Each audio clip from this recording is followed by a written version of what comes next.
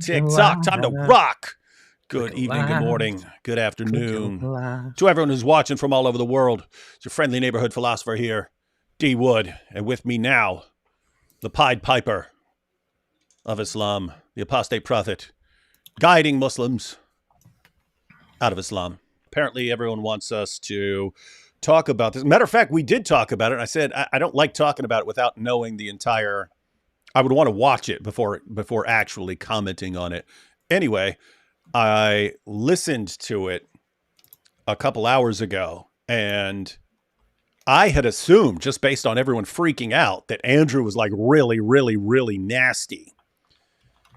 And because even James from Modern Day Debate, he was clearly ticked off and so on. So I had assumed that like Andrew was just like a total jerk and blasting Matt Dillahunty with personal attacks and so on in his opening statement, and that was why Matt rage quit. But listening to it, it wasn't nearly. I mean, I would have put them roughly even as far as their level of rhetoric. So.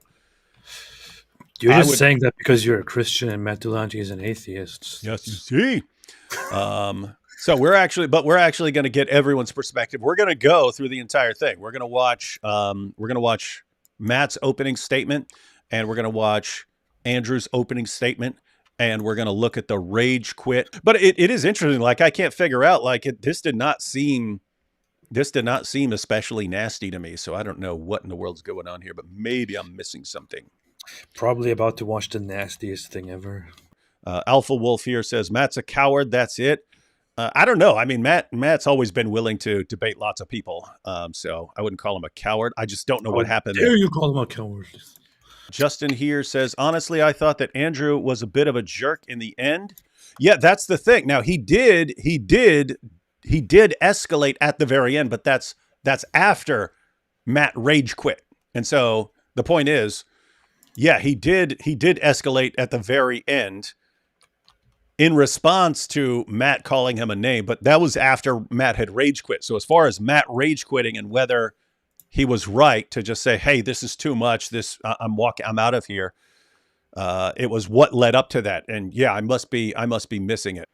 Yeah. So notice at the very beginning, secular humanists are concerned with the good of humans in this world, and Christianity is just focused on the afterlife. And it's total. It's like 2,000 years of refutation that is just complete. I mean, it's just ridiculous to say that, right? I mean, Jesus comes along. He doesn't just say, hey, here's the afterlife. He feeds people and performs miracles and keeps helping people. And then Christians start. And what do? They build hospitals. They do all this stuff and charities. And it's like, where are you getting the idea? Oh, no. They're just focused on the afterlife. It's ridiculous. And I'm only pointing this out because later on, he's going to complain that he's being misrepresented. All right, but listen, I just wanted to point that out at the beginning because listen to him, and then he's going to whine later about being misrepresented. Thanks so much, James, and thanks, Andrew, for being here and all of you for showing up. Humanism has as its focus the betterment of humanity in this life, while Christianity has as its focus adherence to a God and the disposition of souls in an afterlife. Our best efforts in this life are, according to the Bible, like filthy rag. Our best attempts at righteousness and justice are portrayed as vile and disgusting when compared to a bumbling God constantly failing to get his creation to love and respect. Catch that? Bumbling God failing. I just wanted to point that out. Notice, I'm fine with that sort of thing in debate. But if you're going to start off your debates like that, you kind of just can't complain later and say, oh, he's not being super nice to me. While also prescribing the death penalty for nearly everything: adultery, blasphemy, breaking the Sabbath, disobedient children, witchcraft, worshiping another god, not being a virgin on your wedding night. And by the way, notice, again, I don't want to keep interrupting. The point is, later on, he's going to complain about misrepresentation. He just said Christians are focused on giving everyone the death penalty for anything you might do. Is that an accurate representation? No. Nah. He brings this up, I think, a couple of times, that we don't have thou shalt nots and so on. And yet it kind of, I don't know. It sounds like they have a bunch of thou shalt nots. They're just not phrasing it that way as far as rules about what's allowed and what's not allowed. But anyway. Fair enough. Fair enough. We're fine with religion's inspiration, but we're opposed to dogma and authoritarian views that place anything above human needs. Religions don't pass the test of scientific evidence. The promises of immortal salvation or eternal damnation are illusory and harmful. Ethics and moral values stem from human experience, and situational ethics stem from the human need and human interest. Reason and intelligence are the most effective instruments we possess. We are not advocating for the use of scientific intelligence independent of or in opposition to emotion, for we believe in the cultivation of feeling and love. Feeling. This sounds kind of effeminate. Yeah. So not just science, not just intellect, but the cultivation of emotions and love. Harris the Explorer said, I'm an atheist myself, but I'm more of the old school. Matt is part of this new wave of woke atheists. They've basically swapped one dogma for another. Yeah, and I think I pointed that out in my recent video. Where was that, a live stream? I don't remember. But yeah, I was an atheist in the 1990s. And atheists back then were basically, hey, we're atheists. We don't need any of this stuff. But probably a good idea that the rest of you believe in God commanding you to love other people and so on. Probably good that you, even if you believe you're going to be judged and so on, and it's pretty good. Oh, you believe I'm going to hell? What do I care what you believe about what's going to happen to me when we don't care about that stuff. And so, yeah, it was with the rise of the new atheists after 9/11 where things really changed. And so I actually believe that's where things are going to go back to once everyone gets sick of the new atheists. I think atheism will still be around, but it's going to be more of the, it's not going to be the super angry atheism of people like AP. It will be the extremely angry atheism. Yeah, that would be cool if they actually go in a different direction. They dial it up even more. And like, oh, the new atheists, they were weak. That'd be awesome. All right, let's watch more of this. Inshallah. Individuals are precious and their dignity is affirmed. By what? Yes. This is important. Us, human beings, affirming the value of individuals and human beings is more powerful than a God affirming it, and it's infinitely more powerful than a human claiming a God affirms this, which is all we appear to have. The third. It's pretty weird. Us affirming this is much more powerful than a God affirming it or a human being saying God affirms it. Us doing it. So if an atheist says it, then that's more powerful than a Christian saying that God said it. So I see where he comes from, and I think I agree to an extent with what he says. It's just it's perspective. I mean, to people who believe in God, God saying it is significantly more powerful than people saying it. But for people who don't believe in God, then to them, I guess you could say humans saying it is more powerful. But that is completely relative here. Right? Yeah, the point is if you say God said this and I say, well, I don't believe God said it, I don't care. I don't see why that's less weighty than, oh, Matt Dillahunty says it. What do I care? What do I care what Matt Dillahunty or this Christian or what people say they're God? So like what it's like if I agree with it, then I agree with it. And if I don't, then why should I agree with it? And someone saying it would not be any more impactful to me than someone saying God did it. But yeah, the difference there would be like, if you do believe that God said it, I would say that's a different category. But yes, if you're an atheist and you don't believe that someone said it, I don't understand why you would care whether an atheist says it or whether a Christian says it. Mm-hmm. Awesome. But yeah, so now he's going into I forget the Speaker of the House's name, but the new Speaker of the House. And the reason I'm mentioning this is Matt is about to, for a significant portion of his opening statement, talk about the Speaker of the House. Really? Yeah. And as like some indication of a Christian nationalism. It's interesting because people like Matt and Aaron Ron, that generation, they became popular because they convinced everyone that George Bush was going to start a Christian theocracy. And so, we need to do something. Otherwise they're going to impose a Christian theocracy. And then that kind of went away. And no one's talking about a Christian theocracy. And now they got a Speaker of the House. And you see, the Christian theocracy is coming back. And it's like, wait a minute, you spend, a couple minutes of your opening statement talking about the Speaker of the House, and Andrew criticizes your view, and then you complain about Andrew criticizing your view.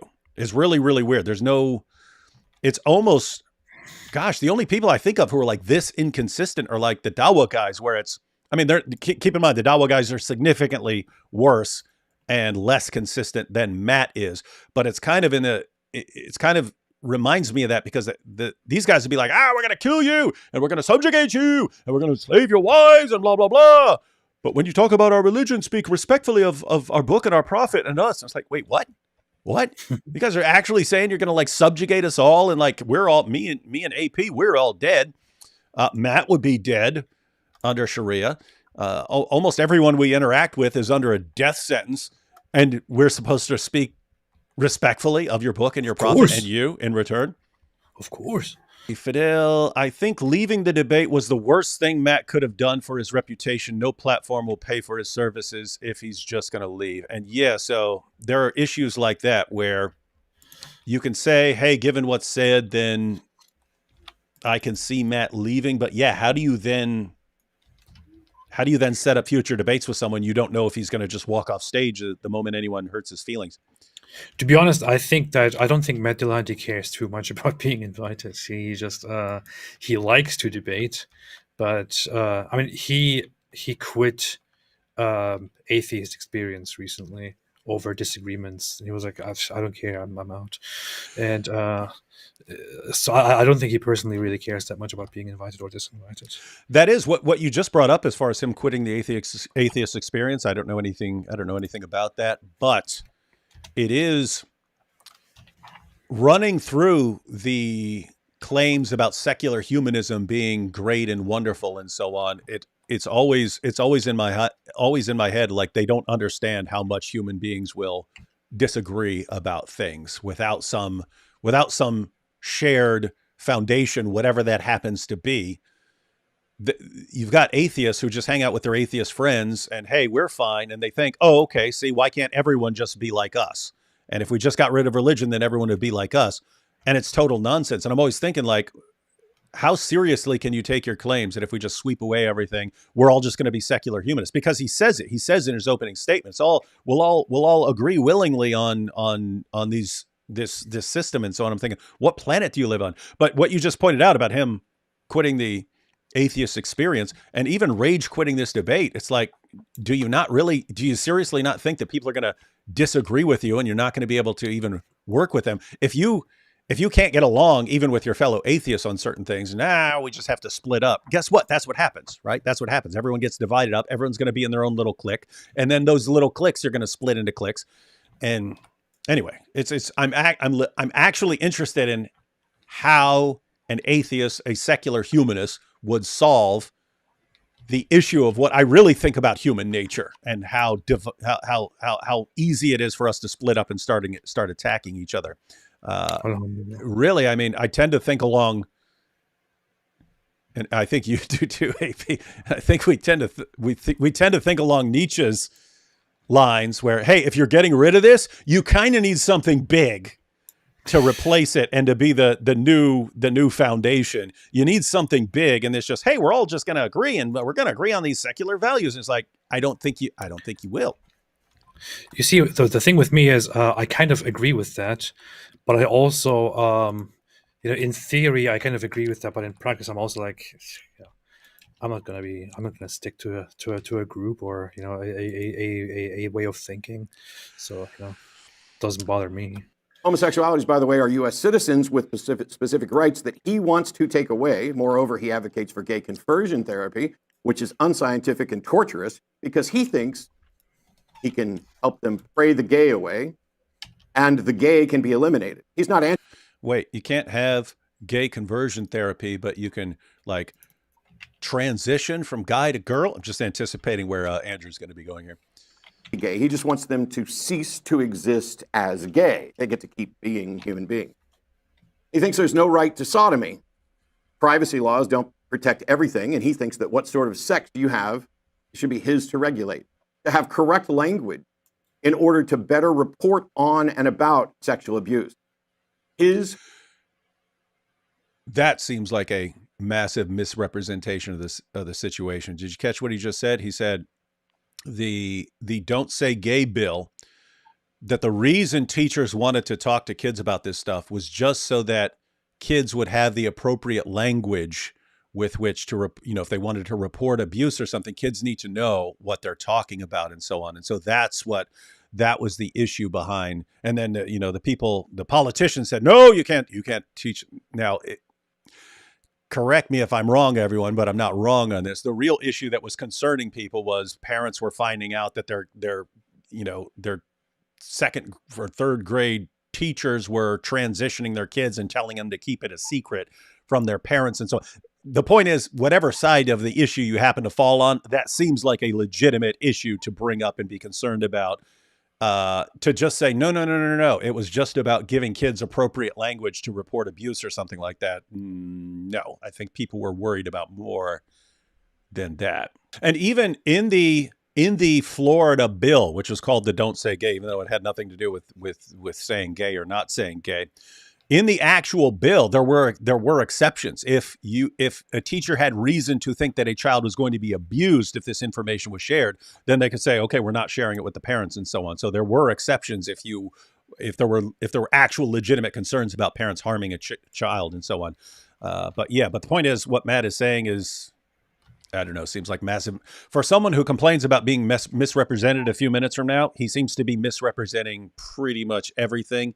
And the reason this is a concern is he's talking about the Speaker of the House. I don't know anything about the Speaker of the House, but when you're saying things and I'm thinking going, no, that's not accurate. No, you're misrepresenting this. And then you're talking about the Speaker of the House. It's like, I can't trust you until I see verification, because it sounds like you misrepresent things a lot. Joshua here says, if Matt treated people how he wanted to be treated, if he actually followed the golden rule, oh no, I can't because that's Jesus. He wanted to be treated and not mock every theist he has ever debated, then yes, Andrew was wrong overall. And that's really my position. If you're a really nice guy and you don't engage in any sort of hostile rhetoric and things like that, and then someone did it to you, I can imagine saying, hey, this is not the kind of debate I want to have. When you spend decades telling Christians they're stupid morons and that you're the smart one and they're bad and they're dangerous and all this stuff, and then they criticize me back, I'm rage quitting, that seems really weak and pathetic. Speaker, are you okay with Islamic prayers, satanic prayers? He's still talking about the Speaker? Prayer? He's opposed to the separation of religion and government, sometimes called the separation of church and state. He thinks that the founders only wanted to protect the church from the state and didn't want to protect the state from the church, citing the notorious lying pseudo-historian David Barton to support this view. And by the way, notice, Matt may be entirely correct here about what Mike Johnson believes and wants to do. The point is, everything in my head where I actually know whether Matt is right or wrong so far, he's massively misrepresenting everything he said so far. So guys, you got to be careful about trying to represent things accurately or you destroy your own credibility, and then people like me don't take you seriously. He definitely seeks to impose his views on others. Now, some of you are saying, hang on, he's the Speaker of the House, he's not the Speaker of Christianity, or that's not my type of Christianity. Great. But what is your type? What's your type of Christianity like? Because there's a lot of them. How is it better? And how can we make sure that we get your better version than the one that Mike Johnson wants? But by the way, and again, I don't want to keep interrupting him here, but notice what he just said. Oh, if you don't agree with person X's view of Christianity, and you have a different view of Christianity, how do you decide that? Guess what? That's exactly my question. Notice, Christians have a shared foundation. A Christian can say, hey, I'm consistent with this verse and you're not. Therefore, there's some basis for settling disputes. How do you do that what do you point to as an atheist to say, this is what we need to be doing? I understand we can all say, hey, I agree on this. Do you agree on this? Oh, we agree on this. And therefore, let's go out and do this. I'm saying when you actually have a disagreement, you say, no, I think this is best. You think that other thing is way more important. How do you settle those disputes? The point is, What he just Human criticized flourishing. what he just criticized Christians for, how does that not apply to atheists? I do not It's know. human flourishing. That's what Human it is. flourishing. The foundational principles of secular humanism solve conflicts with data, debate, and discussion instead of coercion, conversion, or conquest. There is no secular humanist sect and no denomination of secular humanists that's ever required someone to believe something that is not empirically verifiable. Empirically verifiable. I have no idea how you empirically verify the values that would be required for secular humanism to work. You can say, hey, we believe in these things, or we generally believe in these things, or something like that. I have no idea how you would say they're empirically verifiable. You would have to ground them in something which That's what I he would have to, outline here. Not sure if he does it, during the remaining time of his opening speech. But you would have to first establish that and then argue about that to then come to the conclusion of what is and is not appropriate. But life, freedom, and an equitable relationship are the foundation of secular humanism. There is no list of thou shalt. What's that? I don't know. I'm just having a moment of lately these last weeks, reflecting a little bit on my whole stance of tolerance, and just I don't know.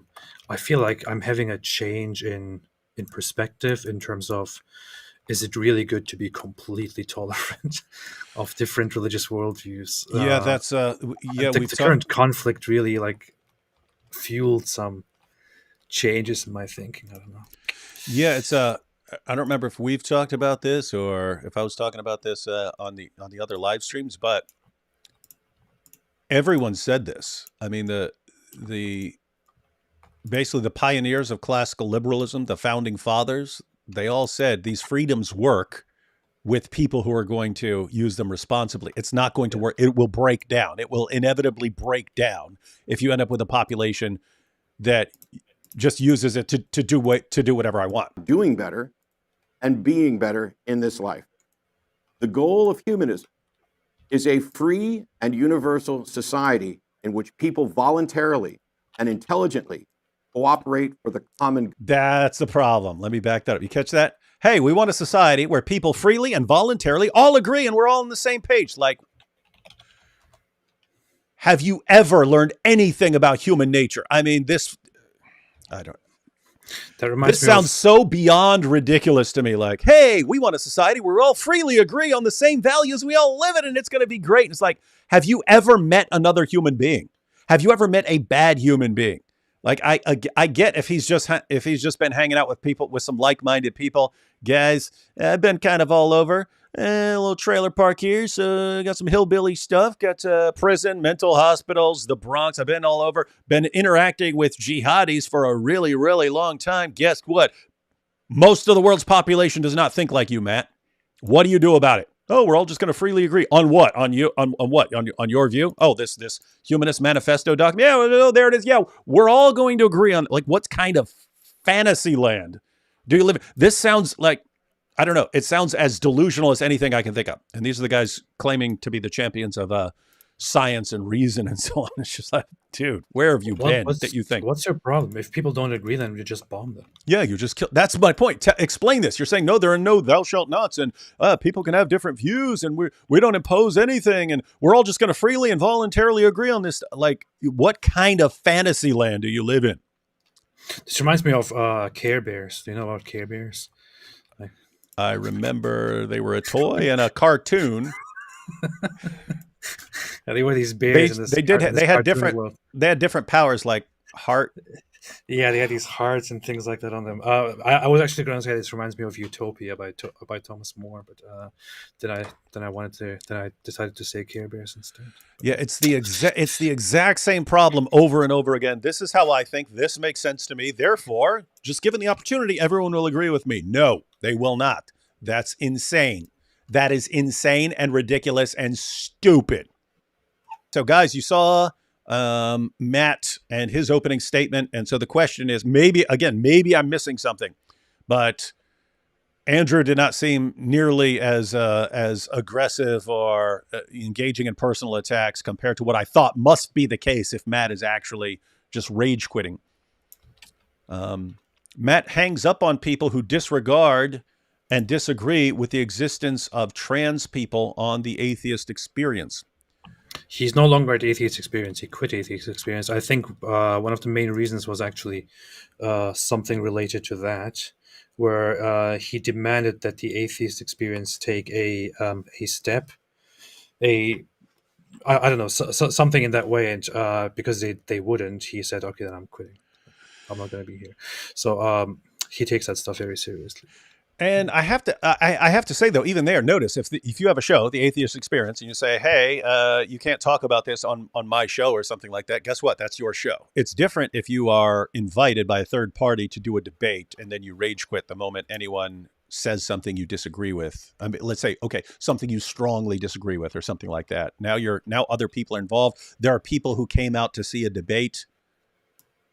I mean, there are people who supported it financially and so on. And then you just, oh, no, he said something that I don't like, so I'm rage quitting.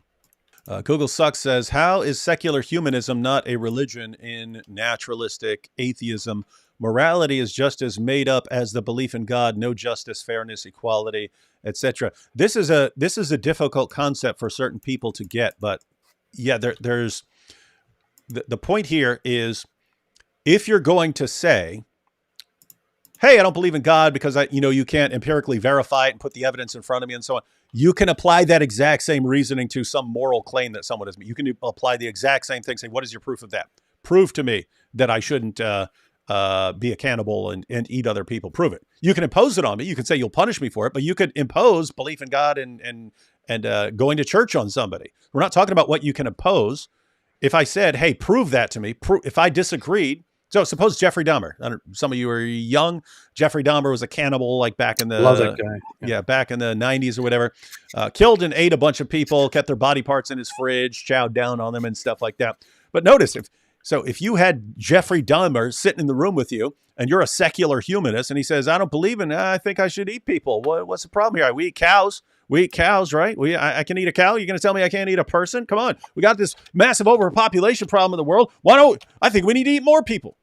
Like, how do you show him he's wrong from your, but look what the secular humanist document says. Okay. What if he doesn't care? What do you do? How do you make your case to him? That's what the funny thing is? Jeffrey Dahmer, the entire cannibalism time is not famous, is not funny.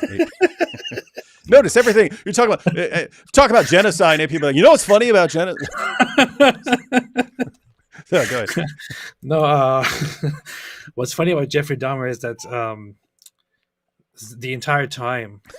So he admitted at one point, he started at some point saying he doesn't believe in God, he doesn't care. But the entire time while he was committing his crimes, while he was killing people and cutting them up and eating them and all of that, he constantly felt horrible about it.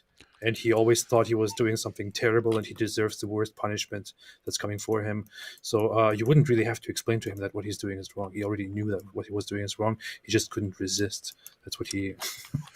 We're going to have to go through that because I saw him saying that there was a weird sense in which it was spiritual for him. He said felt like he was consuming their souls or something like that. But there was the other stuff where he was like, hey, if I just believe that, it's all pointless and meaningless and you just do whatever you want. And if I want to eat people, then why not? Yeah. Maybe we should talk about Jeffrey Dahmer sometime. Jeffrey Dahmer revisited and actually go through everything. Will communist China and Islamic jihadis ever go to war? I think that China has a very clear outlook into the future. People often speculate about China and war, but China doesn't want war. China is not interested in going to war. They just want to manipulate and lead through markets. And and jihadis don't focus on them. Even if they're putting Muslims into camps over there, into concentration camps and so on, they still just Muslim jihadis focus on the West. Yeah. They focus on, and you can understand this when they focus on traditional opponents. They focus on Christians and Jews. It's just what they do. And so what do you do with Chinese?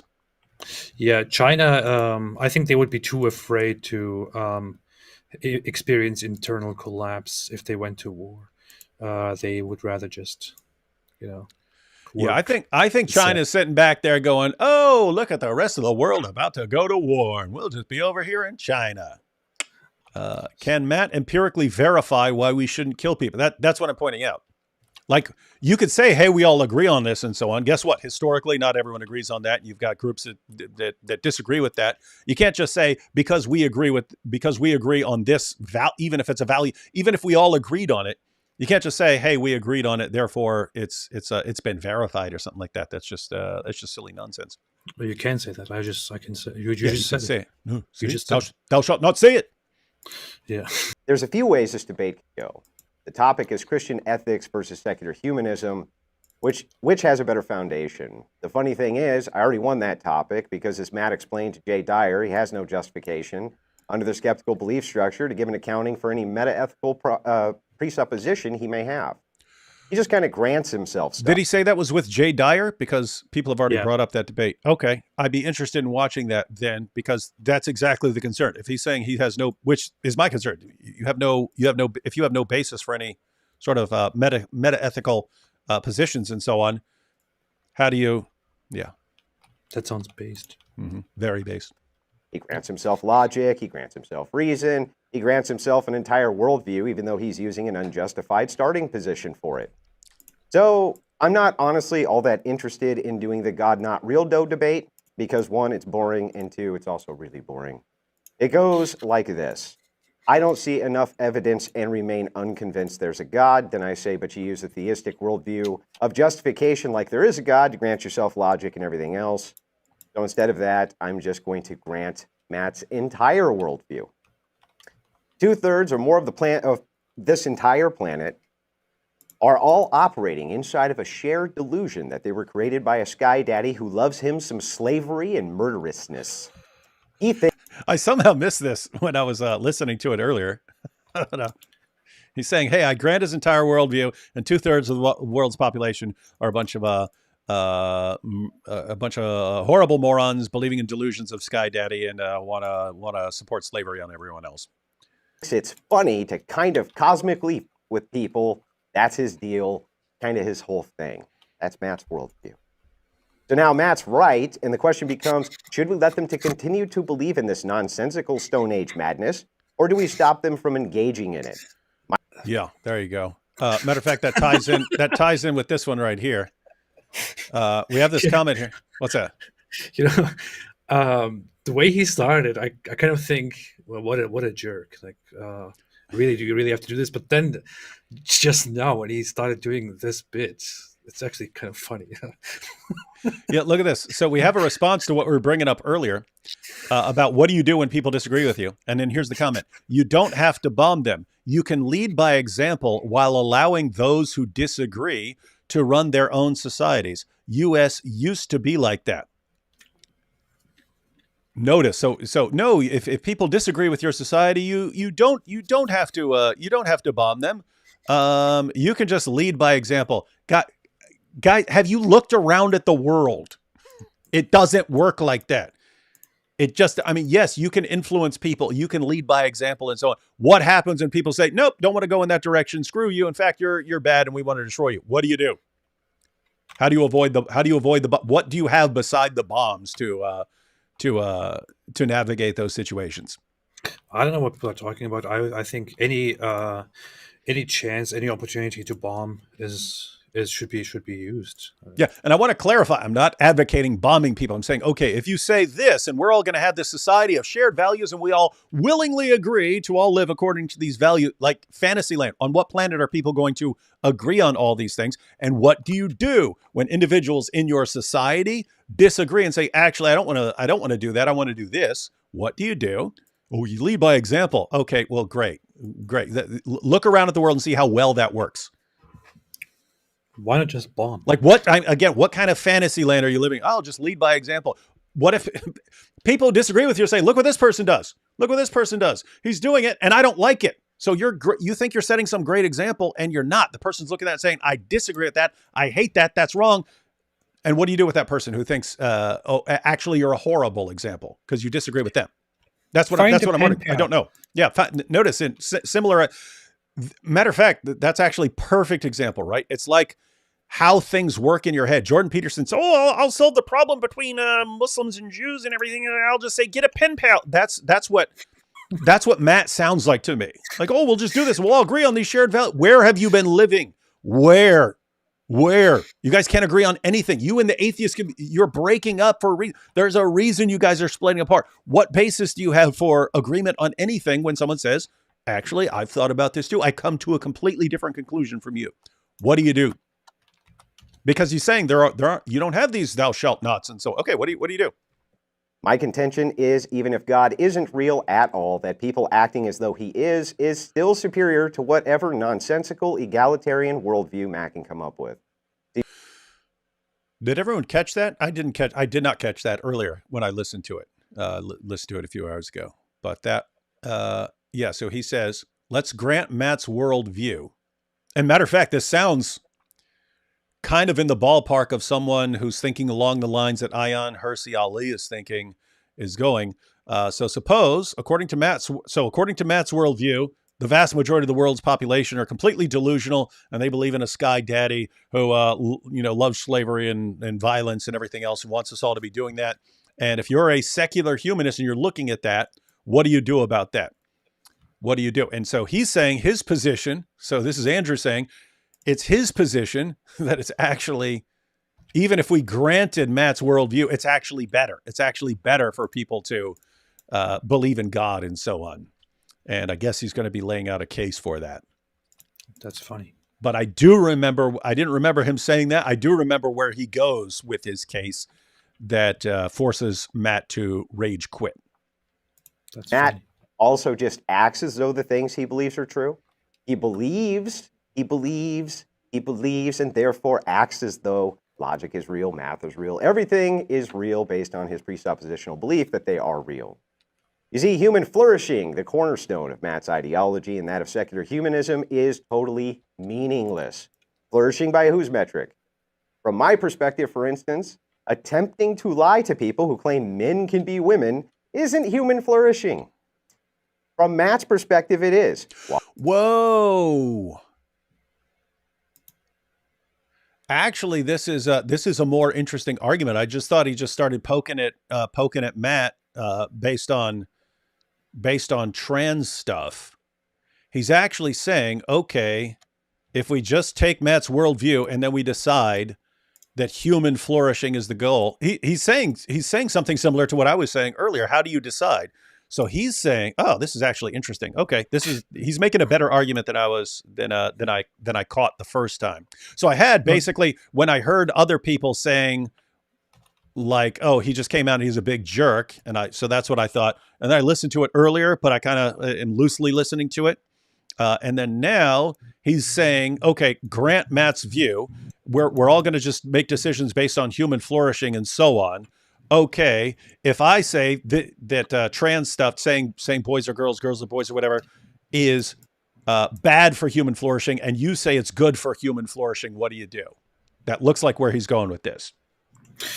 It's actually not a bad argument, and I think I don't know. Thinking back several years ago, I had such a thought where I thought, collectively seen certain ideas that are nowadays progressive might not be in the best interest of humanity in the long run, might be contrary to flourishing, which is why even if we take human flourishing as a basis, we should probably not allow those things. I did agree at that point very much with what he's saying right now, and he has a point. I mean, the argument is sound. it is sound, but of course that's a whole different matter that you need to further discuss. And this ties into what I was saying. Like, okay, suppose we all agree, because Matt's saying, hey, we're going to willingly agree that this is what we need to do and so on. So we agree on this value. Suppose we agree we need to seek human flourishing, and I say this is bad for human flourishing, and you say it's good for human flourishing because we both have a different idea of what human flourishing is. How do you then come to an agreement on the relevant sort of human flourishing? No. Yes, okay, your human flourishing is real human flourishing. My view of human flourishing, you're right. You proved me wrong. That's not human flourishing. How do you navigate those? Because again, Matt seems to think, some of this will somehow be empirically verifiable and so on. No, it's values based. And you have to have some basis for saying that this is a better value or something like that. Yeah, it might seem totally easy. It might be presented as totally easy, but even when you agree on human flourishing, you will have an endless discussion on what exactly will cause more human flourishing. And a lot of the problem for Matt, for the new atheists in general, for lots of people in Western society is that we have come to agree on lots of values after like centuries and centuries of working through things. And that's why you look around and say, oh, this is what people think. This is just how people think. And then then that causes us to get the brilliant idea, well, let's just get rid of Saddam Hussein and then then Iraq can have the same mentality and values as us. And then we do it. And what do you get? You get ISIS. It's like, wait, what happened there? What happened there? Oh, they didn't have the same values. They didn't think the same way. That's strange. I thought that we all had the same. I thought all human beings thought like this. Precisely. Yeah. Very, very well. All right. Okay, so he is making a more interesting argument than I was aware of and would have actually liked to see what Matt thought about this argument. I must say I agree. Why should the collective of What's that? I must say I agree. You agree with Andrew? No, I agree that he's making a more interesting argument than I thought.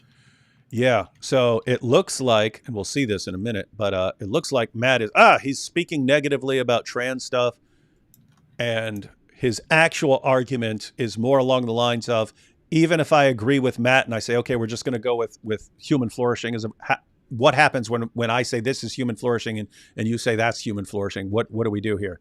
That's what it looks like. All right, here we go. For instance, attempting to lie to people who claim men can be women isn't human flourishing. From Matt's perspective, it is. Why? Why should the collective of humanity lie and say men can get pregnant? Why should they say that men can have periods? Things which are categorically and obviously false. That preserving homosexuality in society is good for human flourishing, even though they are reproductive dead ends. And that Western society and egalitarianism is superior to those evil theist society, even though the Western nations can't even reproduce their own populations, but instead have to replace their population with foreigners from those theist nations that can reproduce. Did you catch that? So he talks about, notice, my goodness, this is way more well thought out. You can say the examples he's using are meant to upset Matt or something like that. But the actual argument, significantly more interesting. So he's saying, look at the direction we actually go with this. So if we're talking about human flourishing and I say, hey, this is not good for human flourishing. And I say, look at what happens if, given the route that Matt wants to go, you end up with lower birth rates, and then you need to replace the people who are dying, and you don't have enough people being born because your birth rates have plummeted. And therefore, what are you going to do to keep your population going? You're going to import a bunch of jihadis. That's what you're going to do. You're going to import them from somewhere else, and they're going to have different values. What do you do? In other words, your entire system is incoherent and breaking down. Yeah. And the point is he's saying, hey, if you think about Matt, your view is you want your kind of human flourishing and you expect your kind of human flourishing to be the best flourishing. If we go with what your human flourishing is, your birth rates drop. You need to import more people, bring in more people. They're going to come and you're not going to have your kind of human flourishing. So your human flourishing actually would destroy itself instantly. Interesting.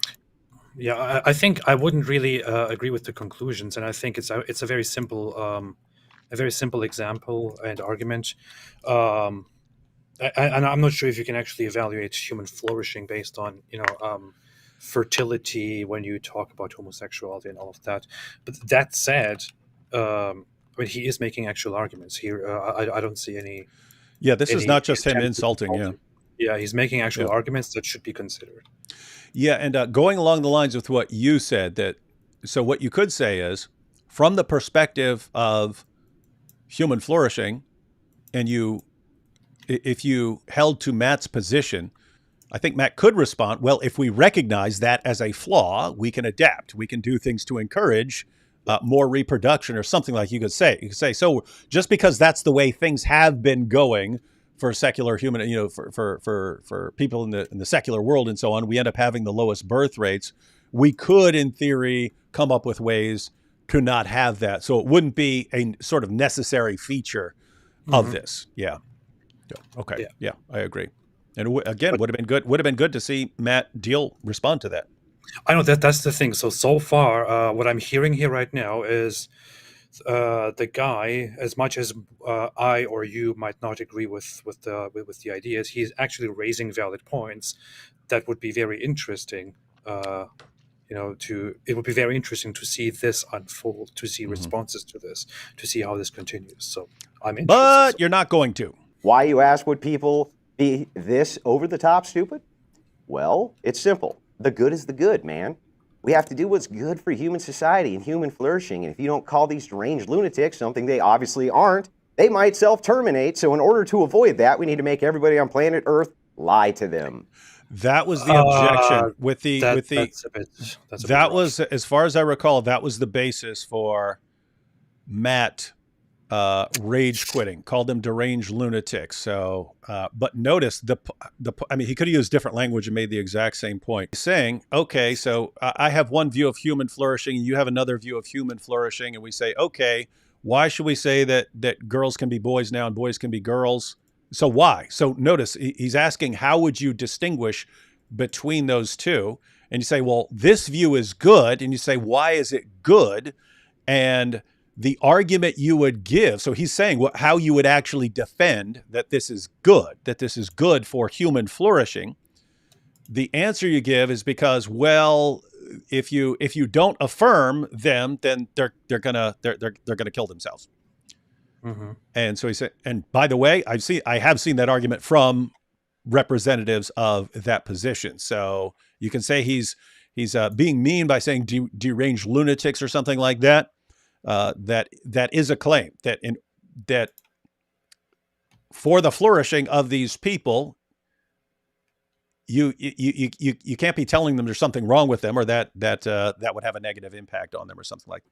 So far, the things that he said, the arguments that he raised, seem very interesting, very, very interesting stuff. But here it takes a turn and it becomes a little bit twisted because, yes, you might have strong opinions on this stuff. You and I, we have strong opinions on things. But when you go into a debate and you have an opponent and you make your points in opening statements, I don't know, they're choosing your words correctly, choosing your words wisely is probably a good idea. If you feel about something so strongly, but then you go into it and then you call your opponent basically something stupid, and then you don't call them deranged lunatics because you're afraid that they might self-terminate. I mean, this is just a single line of, crossing a lot of red lines there. So I can see why somebody would say, oh, you know what, I'm not engaging in this, and walk out. Yeah, so the argument he's raising, I think this is a very legitimate argument to raise in a debate about whether secular humanism is actually whether it can even work, whether it can work. So again, following the argument, suppose we agree on human flourishing that this is the goal. Okay, well, I say this is bad for human flourishing. You say it's good for human flourishing. So who's to judge that dispute? And so you say, but this thing that we're aiming at is good here. This is good. So saying that girls can transition to boys, that boys can transition to girls, and so on, we believe that's good. And so you say, how would you defend that as good? And you say, because there would be bad consequences if you didn't affirm this sort of thing, then that's going to have a negative impact on them. That would be bad, and so on. So as far as that, I think that is a good argument to have in this discussion. But yeah. So the question is the language, and I think the reasoning, as far as Matt is concerned, is if you view yourself as like someone who's standing up for the trans community, and this guy's sitting here calling them deranged lunatics and saying, the only argument a secular humanist can have really is, well, it's good for human flourishing that we affirm this, because if not, they'll kill themselves. But you're calling them deranged lunatics and so on. I mean, it is a good argument to have, but really, it's like it goes a little bit too far. It makes light of something that the other side might take very seriously, which is a serious thing, which is suicide. And I mean, especially if you've got a trans person or two sitting in the audience right there watching. You definitely have trans people who are watching the debate and so on, and so. It's like, I mean, you have to consider that you are talking to humans. You're not talking to to somebody uninvolved, just watching this, who has strong opinions like Andrew here. This might seem like, hey, what's the problem? Yes, he says exactly what needs to be said. But to other people who don't quite see it that way, and to personally deal with these things, they will not take it the same way. And we are dealing with humans. You can, as much as you want, say, well, snowflakes, feelings, this and that. It doesn't matter. You are dealing with humans. Humans have what you call emotions. And you are debating here in public in order to appeal to people's thoughts and people's emotions. If you come like this, in this way, you will lose people, and you shouldn't be surprised about that. Yeah, because I'm thinking in terms of, okay, if you had a person who is really, really nice and always respectful in debates and so on, and then you started talking like this, that's one thing. But you've got Matt, and yeah, according to Matt, people who are religious are deluded and stupid and everything else, and so. In terms of consistency, how consistent is it for Matt to get upset by something like that? I think it can be defended somewhat, in that if you're calling religious people stupid, well, we're kind of used to that sort of thing, and it's not the sort of an issue where not a lot of religious people are, could say, oh, okay, this atheist is making fun of me, I'm going to go kill myself or something like that. You do have in the trans community that there is that there are higher rates of suicide and things like that. And so Matt's position could be, this is it. Yeah, I call you all deluded. I call you Christians deluded and stuff. You guys don't kill yourselves over this stuff. It's an actual concern in the trans community that there are these issues. And so you shouldn't be using that kind of language in this sort of situation. That's the only I'm trying to figure out on what basis Matt could say, hey, even though I've been calling these guys morons and delusional and talking about how they, at the end of the day, they all love slavery and want to go on a killing spree and stuff like that. And that's what they believe. How do you go from that to then saying, oh, well, you talked about this. And so he'd have to say, oh, it's a different situation. And I don't know. I think that's the way. I would say if I was in his position, I would probably not have walked out. I mean, I debated with people who said to me that I deserve to be executed. I just sat there and continued talking to them. It's everyone's choice what they do with this. I would say the arguments are interesting from Andrew. But the way he put this specific issue, I can't blame Matt for what he did in the end. I have to be. I guess that's the nuance that I see here. That's as charitable as I can be to either side. As far as Matt being someone who has heaped, insults and derided people who believe in Christianity or Islam or whatever for years, for him to get offended at people saying there's something wrong with your position and your this group or something like that doesn't seem entirely consistent. You're just saying it's atheistophobic. Yeah, I can't. I'm like you. It doesn't seem to me to say, oh, Matt should have walked off stage. Worst case scenario, he should have brought that up. Said, hey, guy, hey, there are people who actually struggle with this, and using this kind of language is not good. So please, matter of fact, I would have said, hey, if you're a Christian, you actually believe in even if you believe they're deluded and that it's problematic, it's probably not a good idea to talk about them in this way because of the higher suicide rates or something like that. So why don't we use the rhetoric for each other, but kind of leave this group out of it or something like that. I guess this is what people meant when they said that he's a jerk, which I see again here in the chat repeatedly, that he's kind of a big jerk. This is what people, I guess, meant. So I don't know. I guess if you can dial it down a little bit and then continue with the arguments, because they were quite interesting. I disagree completely, but I was interested in the argument. But when it gets to this, it ruins it. Yeah, and I have to say, I mean, I think that if he wouldn't have said that right there, if he wouldn't have said deranged lunatics will self-terminate, I don't think Matt would have left. I think the debate would have continued and so on. Yeah. I just wanted to highlight Jeffrey Dahmer watched Kent Hovind's creation seminar and repented in prison to follow Jesus. Evolution was a lie. I do remember his interview. That's what you watched? Really?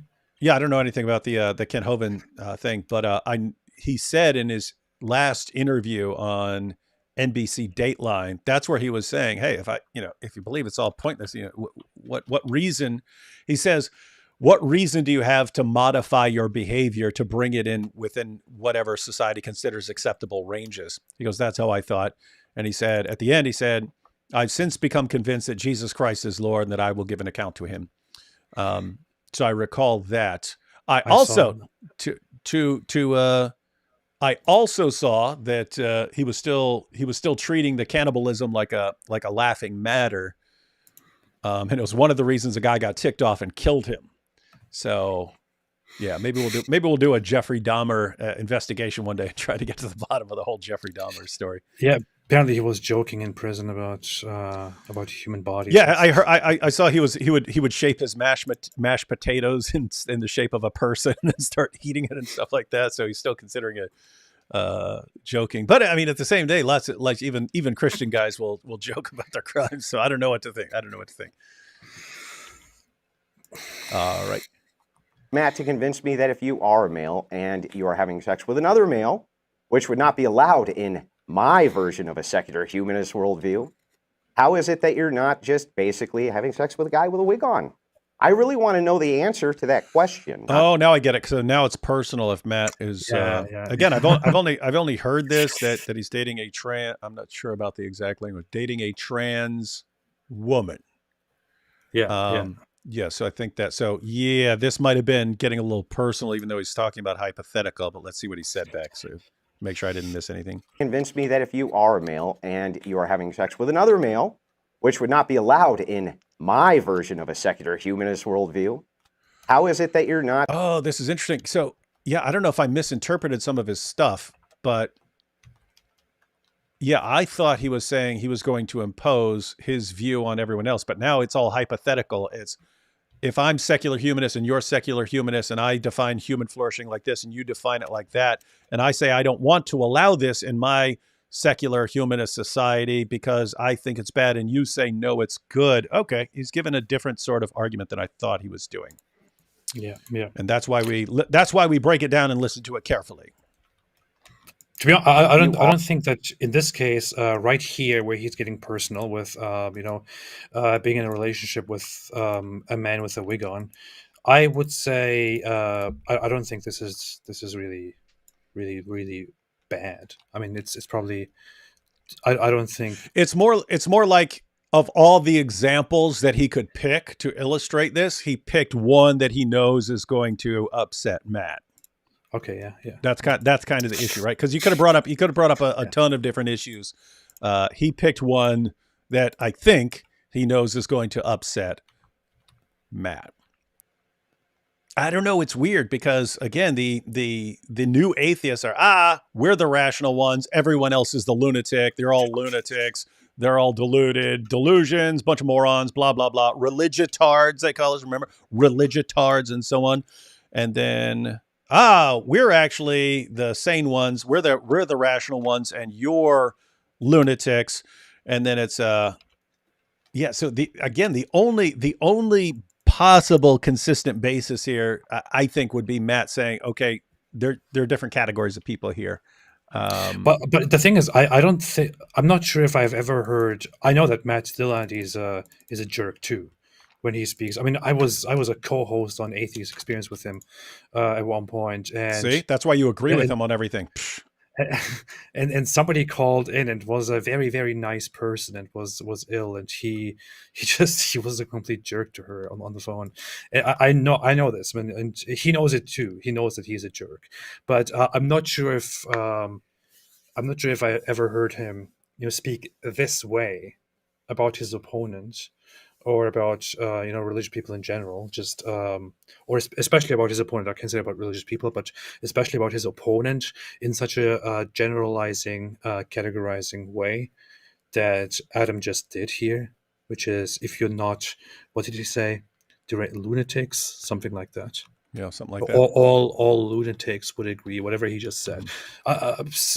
Yeah, this is all petty stuff. Everyone's who's rational and not a deranged lunatic. Yeah, this is all very petty stuff, but it's just, there's no reason to do this. No, just pervert the language to include their own perversions and then add human flourishing at the end. Matt has said he will. Now, notice the point right there. You can take anything and just say it's human flourishing and just add, and this is human flourishing at the end. So it's like he could have made the exact same points without calling people lunatics, and Matt would have had no basis for justifying rage quitting. You know what I mean? So that's what yeah, I mean. These are sound, interesting arguments, but they could have been done in a better way. Matt has said he wouldn't make a law stopping 9-year-olds from having sex with each other. Not kidding. Now, I know this is going to sound a little bit totalitarian, but I would in fact create laws that made it a crime for a 9-year-old to have sex with their 9-year-old. I would hold the parents criminally liable for allowing this to happen in my evil authoritarian society. I'm not sure he actually misrepresented Matt there, because he didn't say Matt approves of 9-year-olds having sex. He said Matt said he wouldn't make a law against 9-year-olds having sex with each other. And I think the problem here would be the way Adam just presented this.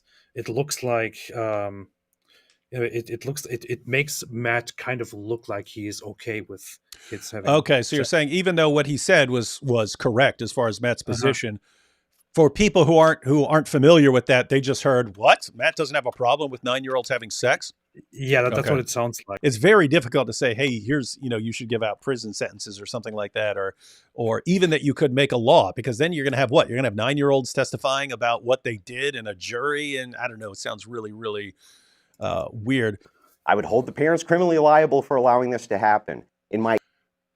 Now, this is just stupid. This is the stupidest thing he said so far. I would hold the parents criminally liable. Yeah, if you had parents who know that their kids are boning and stuff like that, yeah, parents should take steps. But I mean, what parents generally wouldn't have a clue what's going on if that was actually happening. And so you're going to what? So, but notice what he's saying. Okay. If a 9-year-old has sex with another 9-year-old, so they're sneaking around their tree house and they play doctor, and then it goes a little further and so on, I'm going to stick the parents in prison. Okay, so now this 9-year-old who's already sexually active has no parents because they're in prison. Okay, that sounds stupid to me. Andrew, he might have misunderstood what he heard, but that was not the discussion. That was not the point at all. Matt Dillahunty didn't at any point say that he is against laws preventing 9-year-olds from having sex with each other. That was not what the discussion was about. So this is a misrepresentation, and I'm not entirely sure if he's deliberately misrepresenting it or if he himself didn't understand it. But it is a bit weird because that's not what the discussion was about at all. So I see that. In this context, he's using it as another example of the discussion. So my version of secular humanism would be this. I think it's good for human flourishing to punish the parents and throw them in jail for what their kids are doing. Matt thinks that you shouldn't do that sort of thing. And so how do you navigate those? I don't know if he's still making the same point that he was making earlier, if he's kind of moved on. But Matt also never said that shouldn't be done. What? So I'm pretty sure Matt never said, never like, gave his opinion on that. Like what his point was in that discussion, that he wouldn't, punish basically kids for doing that. That he wouldn't make it a crime for them. Yeah, that's what this guy. That's what he said. Matt's position is, and he's saying he would arrest. He would absolutely arrest the parents for what their kids are doing. But his wording with what he just said, his wording is that Matt Dillahunty, would not have laws preventing kids from preventing 9-year-olds from having sex. That sounds a little bit strange. That doesn't sound very much like what actually happened. That sounds like Matt would. Well, he doesn't believe in laws against it, right? So he could say, like as far as I didn't see it. I'm just thinking of what IP said, and IP said I would try to deal with that through education or counseling or something like that, not by making laws and punishing them or something. The thing is, the way Andrew presents it, it looks like it sounds like he. It sounds like if there were 2 9-year-olds that are engaging in sexual interactions, and their parents are aware of it, and their parents are allowing it and encouraging it, then there would be no problem with it in Matt Dillahunty's worldview. But in my worldview, there would be a problem with it, because the parents would go to prison. And I don't know. It seems like there is a big misunderstanding or misrepresentation going on here. It's kind of wild. So you're saying that while what he's saying is correct, people who aren't familiar with the background of these discussions will interpret that as Matt thinks it's okay and this guy thinks it's wrong. And oh my goodness, we got to side with this guy because Matt's a lunatic who has no problem with 9-year-olds having sex. Plus, I'm also not sure at this point if Andrew actually understood what Matt's position entirely is. SK's thoughts on Ted Bundy's conversion claims. I'm not familiar with those claims, but I've never been interested in Ted Bundy. So. Yeah, I believe that psychopaths can have genuine conversions, but I would say you need to watch them and see if it is genuine, because they are habitual, chronic deceivers and manipulators. And even without looking into this, I would predict you probably couldn't tell. You probably wouldn't have enough to go on with Ted Bundy to know if he was sincere or not, if he did have some sort of conversion claim. But again, I'm not familiar with it. You know what was so interesting about Jeffrey Dahmer to me? That he was not diagnosed with antisocial personality disorder, and it is still maintained that he was probably not a psychopath. He genuinely had true... Bundy was. That is as perfect a psychopath as you can have. Yeah, but that's the thing. That's what fascinates me so much about Jeffrey Dahmer, because he was like, I don't know. He genuinely felt sorry. He was crying while he was doing very messed up things. You're crying, which is very. I don't know. That's much more interesting to me than some psychopath going around and killing people. Yeah. Hey, why do 9-year-olds need to be able to have sex in order to advance humanity? Why do we need to lie about a person's sex in order to advance humanity? Why are these things necessary for human? This is where the misrepresentation taking place, and this is what Matt was kind of angry about, because this is what I meant. He's making it look like 9-year-olds having sex is no problem according to Matt's worldview. He just said, why wouldn't they? Why wouldn't they need to have sex? And that's not Matt's worldview. That's not what he said. And his main argument is, once you if you're just going to say, hey, we're going to agree that we seek human flourishing, you can tack anything on. You can say anything you want and then tack, and this is for human flourishing. In other words, AP, could Adolf have said, hey, this is for human flourishing, and done exactly the same thing? Yes, of course. Of course he actually did. That's actually basically what he said. So. So did everyone. Think of all the great genociders in history, and guess what? They're all saying we have to do this for the greater good and for human flourishing, and so on. Yeah. And so Hitler didn't say we want to kill all these people. Hitler said this is for the greater good. We have to make these sacrifices. Sorry, but this is what needs to be done. That was his reasoning. AP, thoughts on secular humanism? What's your thoughts on secular humanism in a nutshell? I would have to think about that. I don't call myself a secular humanist. I think when I thought about it in the past, it seemed a little bit too naive and too limiting. I don't know. That's it. So Sorry. AP says no to secular humanist values. Sorry. Well, this is rough because the debate's supposed to be Christianity versus secular humanism. And he's saying, I'm just going to grant secular humanism for argument's sake and show how I could come to a completely different view of human flourishing and so on, and that there would be no way to assess the situations. So guys, that's what we have so far. And he's basically saying even if there was no God, Christianity would still be better than secular humanism. Yeah, so he's doing a great job. I guess that's probably his real argument, because again, he didn't lay out a case for Christianity. He's just saying yours doesn't work at all, and therefore kind of anything would be better than that. That sounds like what he's saying. So Christianity wins because anything would be better than yours. It's just personal opinion, and anything you say, you just tack on human flourishing on the end of it. Yeah. So that's what we have right before the rage quit. Now we'll see the rage quit. I'm wondering about this comment right here. You don't have to do anything. All you have to do is defend yourself and your own values. If someone tries to destroy you, then defend yourself. Otherwise, there's nothing you can really do. Notice it. The world doesn't work like that, right? You just defend yourself. That's all you have to do. Defend your own values. That's how the world works, and that's all you need. I don't know what kind of fantasy world some of the people here are living in. The world doesn't work like that. Just defend yourself. Okay, we'll all just defend ourselves. The Palestinians are just defending themselves. The Jews are just defending themselves. Everyone's just defending themselves. See, it's that easy. Okay, it's not fixing anything. Okay, here you go. If Matt believes human flourishing is the goal, and someone else believes enslaving people like Matt and castrating them so they don't breed is the goal, how does secular humanism reconcile these two? Well, notice that this isn't between human flourishing and enslaving people. What you could say is enslaving. If we agree on human flourishing, we all adopt human flourishing as our model. And to give an example that would actually be extremely relevant, and someone says, hey, for the greater good and for human flourishing, we have to exterminate all stupid people.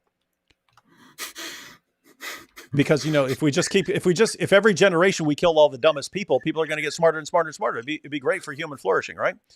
So what do you do in a situation like that where we could agree on human flourishing and we just completely disagree on how to get there and what's the most relevant features and so on? Well, I would say that would, I think that could be quickly disproven, that would lead to a smarter society. So that might not be that big of a problem, because No, that's not. No, that would be right. If all of a sudden you just every generation you exterminated everyone with an IQ below 100, then smarter people are going to be breeding AP, and that means I'm not sure if that's correct. You're imposing selection on it, right? I'm not sure if that's true though. It's totally true. Because intelligence is not only hereditary, right? It's also it's partly hereditary. So if you kill everyone who isn't smart, and then you do a great job educating the super smart people, you get a smarter and smarter and smarter population, and then everyone will eventually be on our level. It's true, but the thing is, you also have to let people think and discuss and exchange ideas freely, which then makes them more intelligent in the long run. Which is why they can do that. They can have the discussion. But it's after we exterminate all the dumb people. Then the smart people are having a conversation, and the conversation would be much smarter. But then they will all just agree with each other. So there will be no real discussions. No, they're not. No, they won't. And by the way, that's the flaw. Smart people will all agree. No, they won't. In fact, this came from Michael Shermer, who, he's the skeptic, so he's an atheist, but he pointed out that it's common to think that the smarter you are, the more willing you would be to change your mind when you're wrong. And he said, actually, the evidence shows the opposite, because the smarter you are, the better you are at defending a position that you've adopted. And so even when it's attacked, you're better at defending it, and therefore you're less inclined to change, even if there were evidence against you. But yeah, it's sort of, this ties into this sort of delusional thinking. If we just had a smarter population, it would be better and everyone would agree. Well, I don't know. I mean, you might have a bunch of people who are better at scheming and committing crimes and so on because they're smarter. Yeah, parents have shared about how they have specifically been told, would you rather have a live son or a live daughter or a dead son? Yeah, so, yeah, basically when Andrew was saying, hey, you have to agree with them or they'll, but, you know, he described them as lunatics or something. You have to agree with these lunatics or they'll self-terminate. He's raising a relevant point in the sense that that is an argument that is used for the good of this community.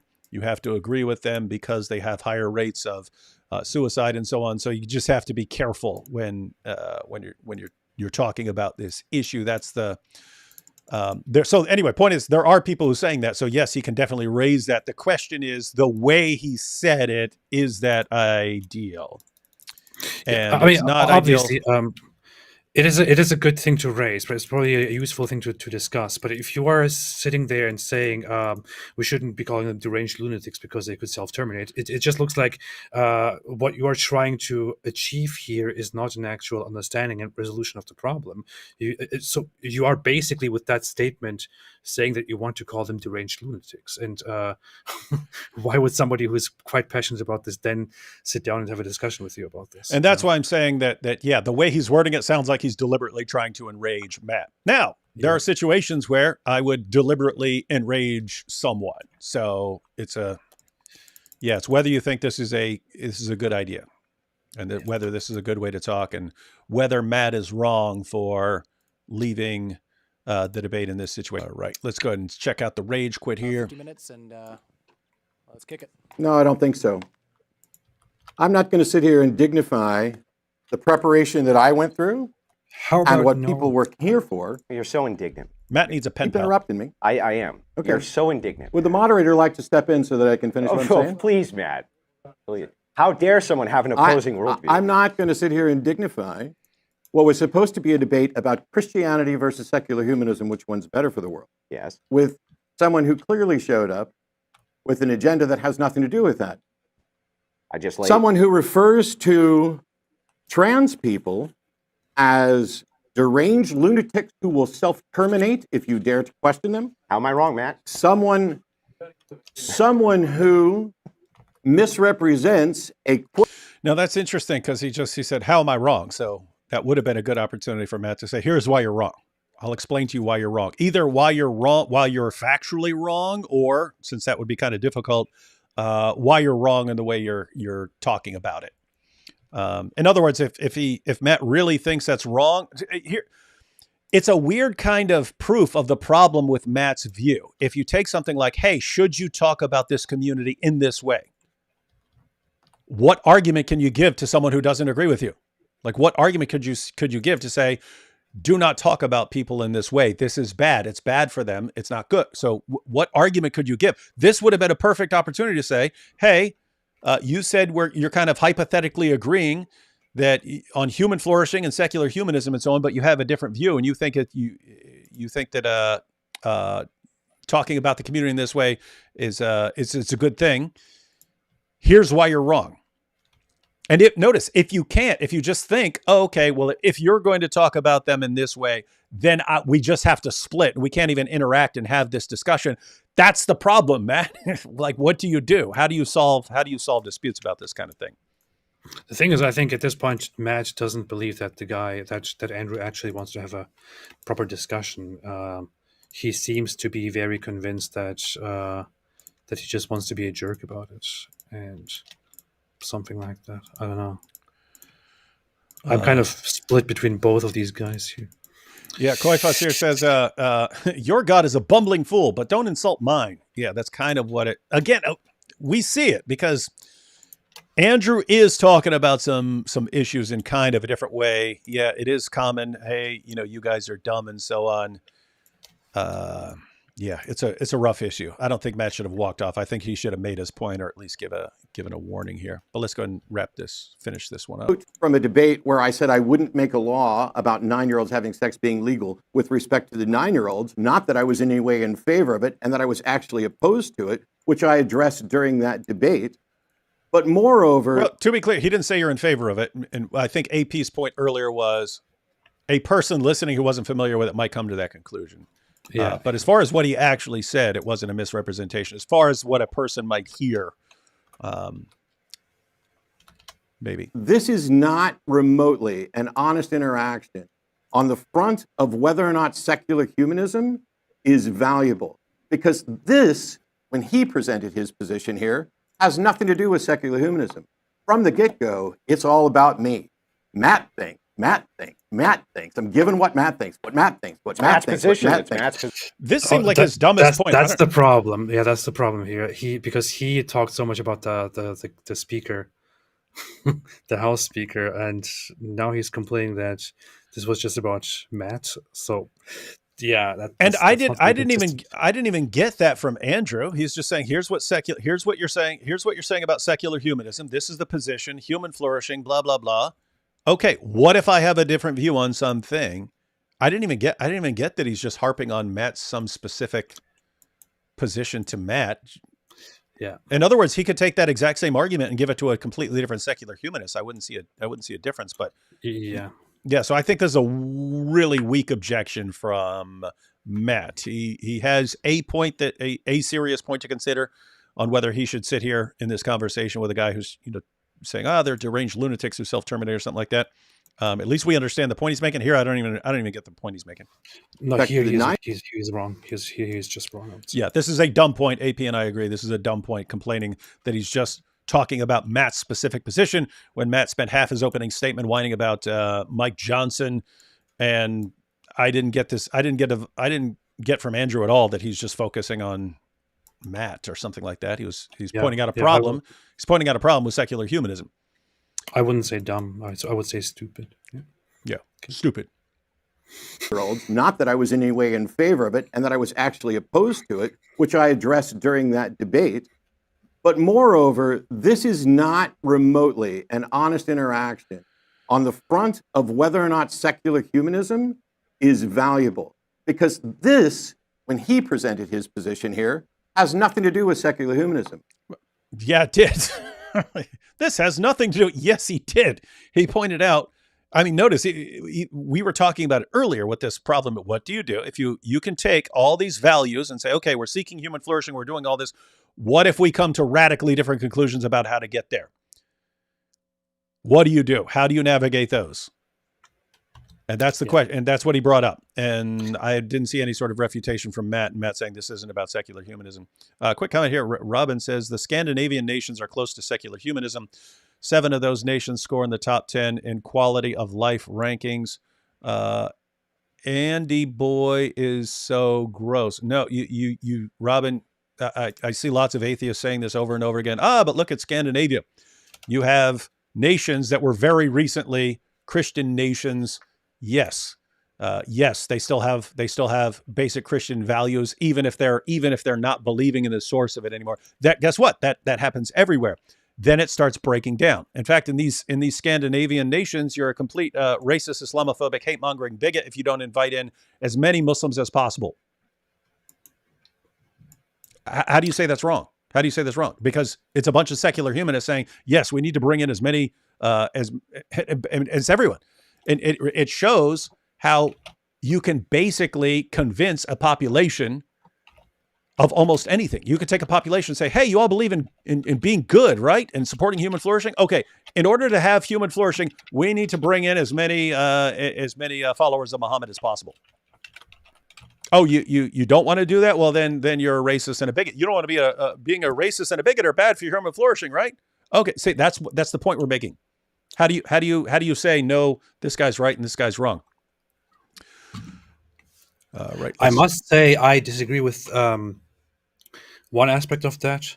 I would say Scandinavian nations, they are so the quality of life issue is very much connected to the history of how they developed their countries in the Scandinavian model and their general understanding of culture and ethics, which developed over the last in the 20th century, and you could credit their way of secular thinking for much of the achievements and much of the quality of life, much of the happiness there. But the issue is, yes, there is also a big problem with this. You are right in that aspect. Yes, life seems great. Everything seems fine. Quality of life, booming, amazing. You have totally figured it out. But it looks like while you have figured it out, you forgot that the world is not this beautiful place, and you can't just apply your wonderful standards to all of the cultures and invite them all, because that is your weakness. There you will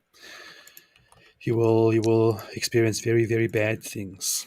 And I'd be interested in seeing how long things last, right? Like show me, okay, we've gone in this direction and we've been at it for 300 or 400 years and everything works swimmingly in our nation. Like anything, give me a city that says, hey, we're going to be. Now, keep in mind, you still have to wait for the future to see whether people can keep it up. That's the point. I don't think it works. I don't think in the long run it works. So notice, at some future point, you'll be able to look back and say, okay, here was a completely secular humanist area and so on. And they all agreed on secular humanism and things worked out well for them for a long time. And it worked out better than everyone else. You'd have to see it in the long run. We haven't seen that. From the get-go, it's all about me. Matt thinks. I'm given what Matt thinks. Matt's position. I came in with the Secular Humanist Manifesto. I came in with positions that aren't that aren't merely my position. No, at this point here, also these discussions ignore the real issue, which foundation for ethics is more sound, theism or atheism?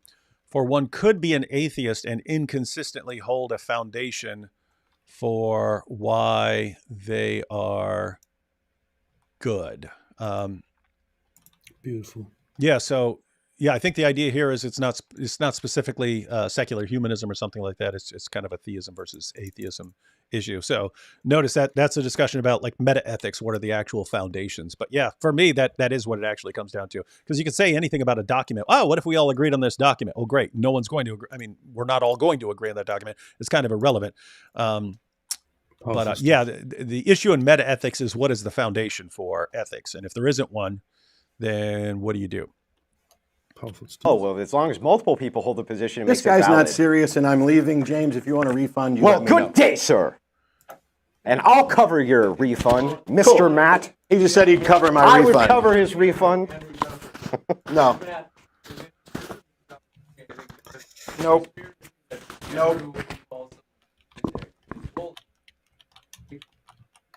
No, I'm not going to dignify a debate with someone who walked in to trash talk people and be smug and all.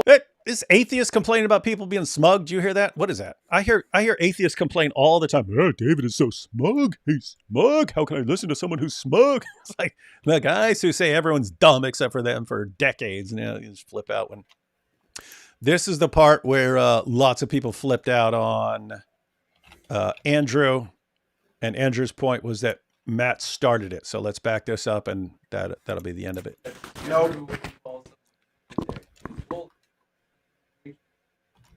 No, I'm not going to dignify a debate with someone who walked in to trash talk people and be smug and all of the things that he's being right now. He's already said he will cover my expenses. You don't have anything to worry about. This debate is over. Goodbye. Jackass.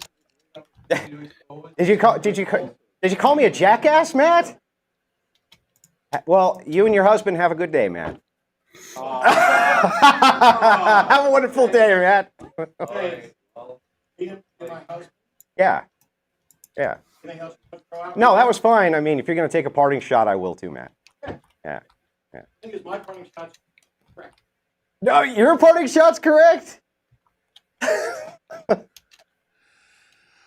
Oh, man, Yeah. tough. All right. Then he goes, tough crowd. It's like, what the heck? All right. So we've been evaluating things in terms of consistency. AP, can you think of why someone could say that Andrew crossed the line, even though Matt did a parting shot there? Yeah, I can think of a reason. Yeah, I mean, here is the thing. If I say to somebody, shut up, you're a jerk, and then that person turns around and says, "Oh, really? Well, how about you go and and brings in the family?" Yeah. Then I would So say, well, Andrew there did what Hijab goes a did, bit right? far. Yeah. Yeah. That goes a bit far. But then again, I don't know. I'm like, after seeing the entire exchange, I'm kind of on the fence here. I was more defending Matt Dillahunty and just thinking this guy's a complete jerk, complete idiot, whatever. But after seeing this entire exchange from beginning to end, I still think that was a completely uncalled for move, and that some of the stuff he said was really, like, you shouldn't be surprised when the other side cuts off the discussion and reacts that way. But I don't know. I can't say that Andrew is the only one here to blame, honestly. Yeah, that's pretty much my view. I know people are all for. Lots of people are all for, going hard on the language and so on. You're in a debate. The point is, he could have made the exact same arguments and not distracted people with some of the language he used. It wasn't necessary. It didn't really help. He could have made the exact same points and then focused on his arguments, which were significantly better than I thought they were. He's making very, very important points. So to have the discussion of those important points sort of derailed, that sucks, because that would have actually been an interesting discussion. So again, the issues are, Matt insults people, Andrew insults people. I don't think there was enough there. I mean, again, Matt's under no obligation to sit there. If he really doesn't want to, he can get up and leave. I don't think he should have got up and left. I think he should have asked him to dial it down. Again, at least given a warning or something like that. But it could have been a very good debate. I think it could have been a very interesting debate. I was genuinely interested in how it was going. And to be very honest, although I would say my worldview would probably agree much more with Matt Dillahunty's worldview than with Andrew's worldview. But to be very honest here, just looking at the opening speeches, I found Andrew's opening speech much more interesting and much more, much more informative, much more addressing actual issues. The arguments were actually sound. And I was genuinely interested in how Matt would respond to that. And this could have been a good debate, but Andrew did contribute in the way he presented it to, I don't know, degrading and ruining it in the end. And notice, why did we, until we actually went through it carefully and discussed the points that were being made, why do so many people get the impression that Andrew's just a jerk and you shouldn't interact with him? If he hadn't said those couple things or had worded those things, because when you do that, you sort of make that people's focus. People focus on that.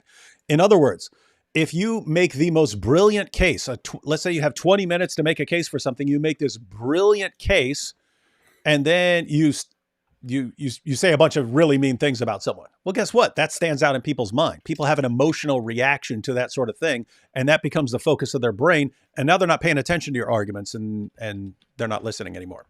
Yeah, people like to say this whole thing. And people like to say, "Oh, so what? This is based. This is good. This is, say it as it is. What about the emotions? Nobody cares." If you're trying to make a point, then you need to think about it. Yeah. You're dealing with humans. You can, as much as you want, be tough guy. You can say, I don't care about emotions. Snowflakes, isn't that great? Fantastic, good for you. But you are dealing with humans. Humans have emotions. They have those things for a reason. They and you have to take that into consideration. If you're just going to say, "Oh no, I'm going to be based. I don't care about emotions. How about go cry harder?" You'll just be in an echo chamber. That's it. Yeah, and you should just be having insult fests and so on. And if there are people who like that, you can do that and so on. But if you're here's the thing, it really looks like Andrew's goal was to show that there is a big problem with secular humanism. The arguments that he used, we agree, presented a serious problem for secular humanism, and yet the vast majority of people don't even know what his arguments were. Yes. Even people who watched it don't know what his arguments were, because I've seen people talk about what his arguments were and they're getting it completely wrong. He was making an important point. People missed it because of, again, I'm not saying you can't do that. It just depends on what your goal is. But so in other words, you could say, no, what I really want to do was tick off Matt Dillahunty and make him rage quit and get some, get that sort of thing going. Well, okay, then mission accomplished. But if you wanted to make your point, then yeah. That was very he kind of derailed his own point. He says, I'm pretty sure Matt believes that morals are subjective in foundation, but objective in assessment. So he would assess human flourishing as objective. I think he would say that. I'm saying it doesn't work. It would not work that way. So as far as Matt's view, there's no ultimate foundation. He believes that human beings just happen to seek the good. Just by nature, we seek the good of ourselves and our fellow human beings. And since we seek, this is his position in a nutshell. Since we seek the good of ourselves and other human beings, well, guess what? We can find out by experience better and worse ways to go about that. And so it's objective in the sense of there are ways that sort of objectively lead to better situations. And we can think of things that objectively lead to worse situations. The point is, there are so many value-based claims involved in what you mean by human flourishing and what you should be seeking and so on.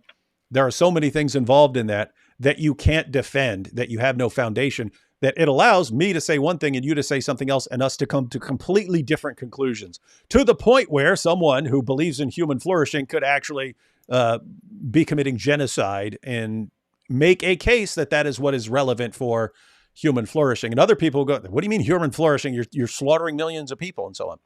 So anyway, we're seeking clarification on that issue. We did not get it. Joshua says, remember AP, if it's not proof to you, Christ did not change D. Wood's heart, so he no longer desires to hurt people or lumps of cells.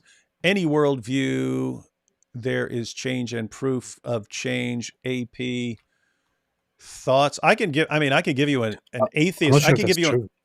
I can give you an atheist perspective on, okay, so David was a messed up, violent people who sat around thinking about torturing people all day and then totally changed. You could say that's changing my worldview and my view of people. Where's the evidence? Did the work there. It's proof. We've got the proof. Where's the evidence that David still doesn't want to go around murder people? That's true. You don't know. I could be tricking you all. Truth is, Andrew trapped him with a logically coherent internal critique Matt knew he couldn't escape from. Matt expected him to argue as Christians typically do, so he rage quit to save face. I see you shaking your face, and I don't think that's what happened either. I think Andrew's giving the arguments. I think Matt, like lots of people who watched it, just became fixated on the negative language, and that's all he heard, and then he wasn't even able to follow the arguments, and that's why. That's why we're questioning whether that's the right approach. Yeah, I think his emotions got the better of him there. I don't think he had an actual issue with the arguments presented. He would have dealt with them, whether you agree with his responses or not. But I think he just really got stuck on the language there. Yeah. So, yeah. And I'm looking at the comments here. Definitely not right. Waste of people's time. Yeah.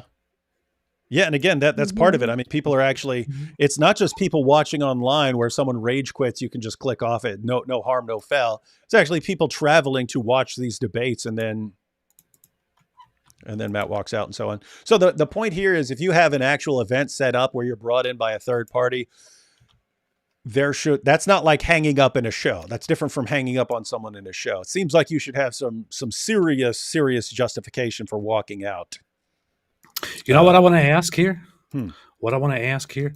So the same people who say that he was wrong for rage quitting, and let me speak, because I'm going to answer my own question here. But the question I would ask is, if the situation was that there is an atheist there in the debate and he says like, oh yeah, and people think that we have to, adjust our values for their stupid sky daddy and, do this and this and then go to their dumb churches and respect their things.